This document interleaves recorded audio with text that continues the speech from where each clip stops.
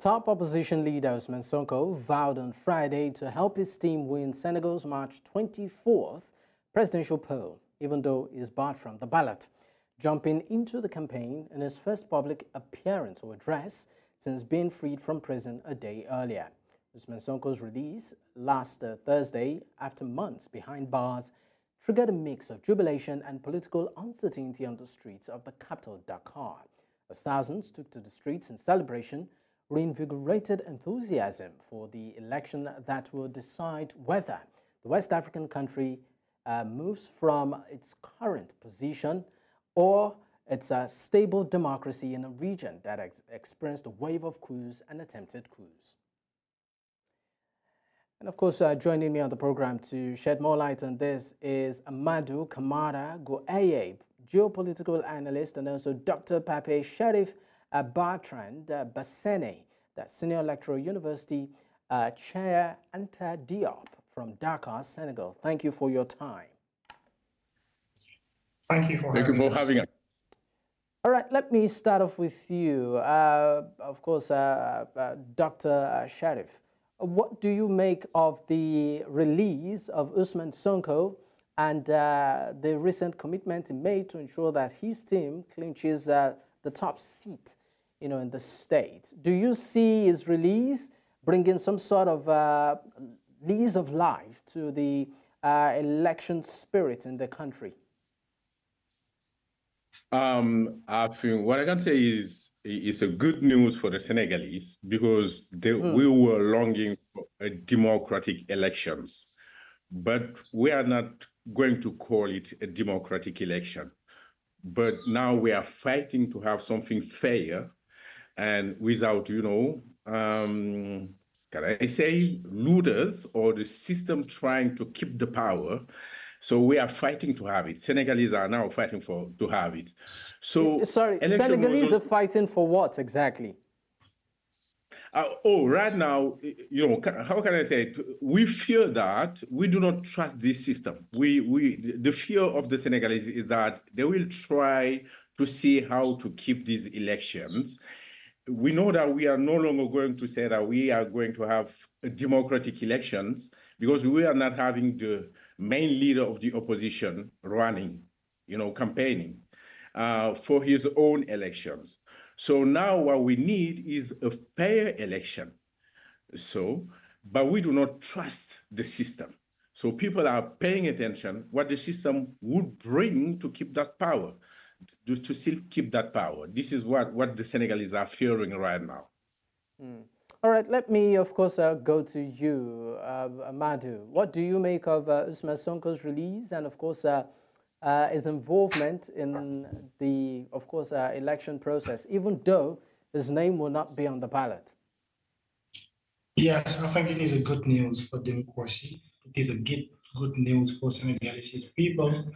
And when Ousmane Sonko was released, excitement of people following his caravan up to his home in Gueye proved that people wanted him to be released. And I think that organizing an election without the participation of Ousmane Sonko is a hindrance to Senegalese democracy.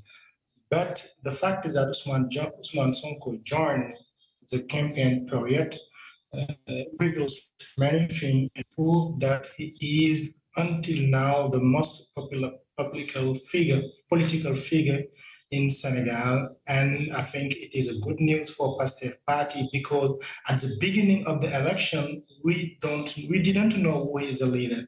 Yes, because Bassène was in jail, Ousmane Sonko was in jail.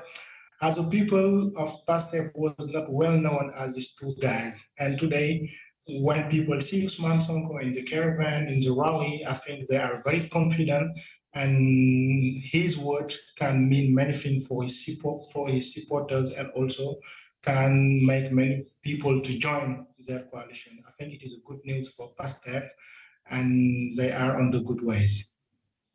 Now, let me, of course, go back to you, Pape.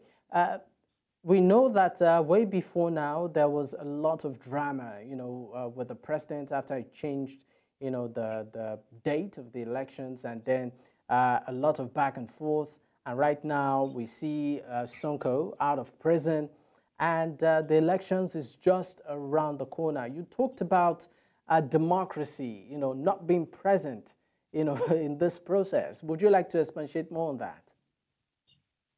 Oh, I will say that, in Senegal, we love to say that we are a democratic country or a democratic system. But I feel that I'm from the South, you cannot have war in the customers and they say that you have a democratic nation because this is a civil war. This is the first thing. The second thing is that we don't have the inclusive election that we wanted. So you said you don't know. have the inclusive election that you want. Yeah. Why is that? For this election to be democratic, it must be at first inclusive. But what they did is just to put out the main opposition leader, to eliminate him. So when you have the guy who would be the one who the people trust most, who the people would love to elect, you put him aside. So who are they going to choose? Then that's possibility for them to have the president they need is no longer there. So you cannot tell me that this is democratic. So now, yet we still have to know what will the election be fair? We don't know, and we are praying for that. We would like to have very fair election. But those who are able to kill, those who are able to eliminate candidates, we cannot trust them until the day. That's why I'm not ready to see that we have an democratic election going on right now, because the first, element that you have to fill so that we can say that it is democratic is inclusiveness. We do not have it. All right, let me go to you, Amadou. We know that the polls is around the corner, and there's a lot of anticipation in the air. Do you think that this recent release of some political prisoners would actually spur voter behavior to get people more involved in the process this time? Of course, because when we see the excitement and all the babbling in the street in Dakar and in Ziguinchor, which is a stronghold of Ousmane Sonko, Ousmane Sonko is the mayor, it clearly shows that people will join to their program. And I think that it can be something very decisive in this election, because there is something which is very important in terms of politics, is the fact of victimization, and also the fact that Ousmane Sonko has been persecuted. And Ousmane Sonko will use it as an argument, and it is clear that the regime didn't play a very fair game about him, because he was jailed, he was sentenced in prison without having any evidence. And Ousmane Sonko today is using that in order to be on the top of many Senegalese concerns.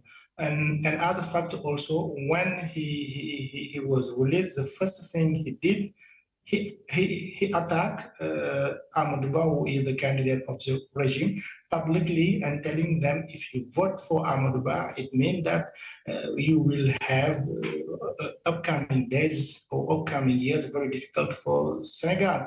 And I think that the fact that he is released could be something very decisive in this election, and people are very aware of it.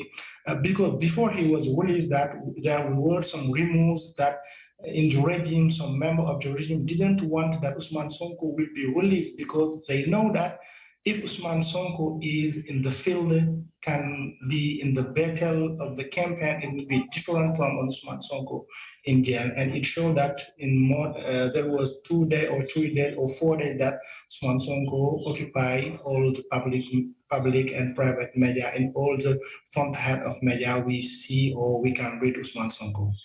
All right. I would also like to know your take on this, Pape. What do you make of the release of some political prisoners? Do you think that would make quite a number of Senegalese to want to be part of the electoral process? Afraid or not, they want to get rid of this system. free or not, they are ready to get rid of the system. They can even elect by default someone else, but Senegalese are ready to get rid of them. So the question is now we have, the system has decided to pull out what they call amnesty. So this is a pattern that is a state pattern that I think is not directed towards, the politicians or those who have been jailed because of, the crisis, the political crisis we had. Sometimes I used to say that the state knows that many of those military who have been, engaged in this security matter may be pursued by the coming judiciary. But for themselves as well, they want to pardon themselves because they knew that the wrongdoing that they was doing, they can be pursued in the future. That's why they want to pardon themselves before leaving the power. But they knew that people are ready to get rid of them. It's not about Ousmane Sonko or whoever else. So those who were outside would vote against them so that those who are jailed will be pulled outside because they have done nothing wrong. This system has been put Senegal into a crisis, political crisis, and people wanted to end it. So this pardoning was about themselves. This freeing of Ousmane Sonko, it was about themselves. And people were thinking that even if Ousmane Sonko and Diomaye was in prison, they will vote them out. Senegalese were ready for that, and we hope we are going to have fair elections. All right, just before we round up, I would like to go to you, Amadou. What do you anticipate, as an eventual turnout of the polls? Do you see a situation where Senegalese or the Senegalese people yearn for, an overhaul or a change in government? Do we see a new kid on the block? Or do we see, by new kid, I mean a new political party, at the helm of affairs, or a new kid on the block?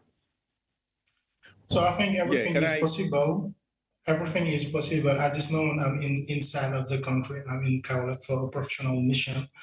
But I was really very surprised by people who are very, very want to have change. And they ask you different questions about what will happen for the coming days. So it will be something. I will not say it will be a surprise, but in the story of Senegal, we have never seen an opposition winning an election in first term. And regarding to the last election, to the last parliamentary election, the coalition of Sonko had only 1 million of voters and the regime 1.5 million. So everything is possible, but in terms of election, we cannot anticipate.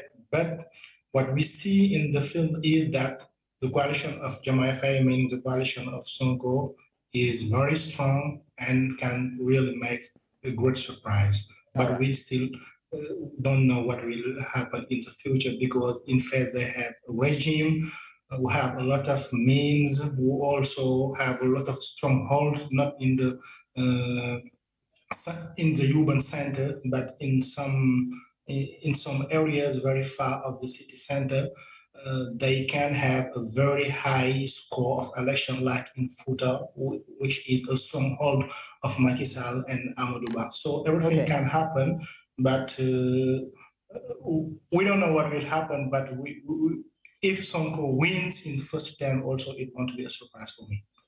All right. Thank you so much for your time on the program, gentlemen. This is the beat that time permits us. But once again, we're indeed grateful. Camara, Gueye, that's Geopolitical Analyst, and also Dr. Pape Bassène, Senior Lecturer, University of Cheikh, Anta, Diop, joining from Dakar, Senegal. Thank you so much for your time, gentlemen, once again. Thank you. Thank you. All right, and that's a wrap on today's program. It's important we state that the opinions of our guests remain theirs and not that of the Central. My name is Dapo Adegboye. Let's embrace peace. Bye for now.